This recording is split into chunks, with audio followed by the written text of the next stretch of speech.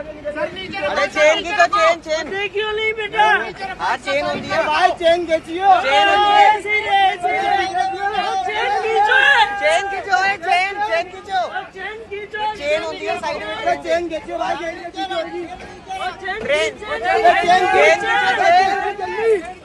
Chain खींचो। नीचे नीचे ऐसे ही रे, ऐसे देना, ऐसे ही रे। नीचे नीचे नीचे नीचे चेन खींचो बस। 2 मिनट उसका 2 मिनट चेन खींचो भाई चेन खींचियो उसका चेन चेन चेन आगे आगे आगे आगे आगे आगे आगे अरे आगे निकलो, ध्यान से निकलो। अंदर किया लिया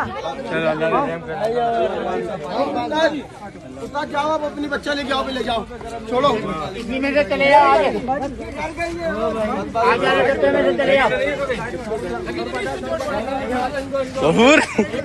अरे ट्रेन से हेड किया नहीं भाई, अंदर अरे बची हुई भारी है जी ट्रेन भाई। ट्रेन चल रही थी अभी, अच्छा हम आ गए तो ट्रेन के नीचे बंदा यहाँ पे गिर गया कोने में, पता नहीं कैसे बची, अल्लाह ने बचा लिया, लड़की और उसका बच्चा। फिर ट्रेन खींची है, चेन खींची तो ट्रेन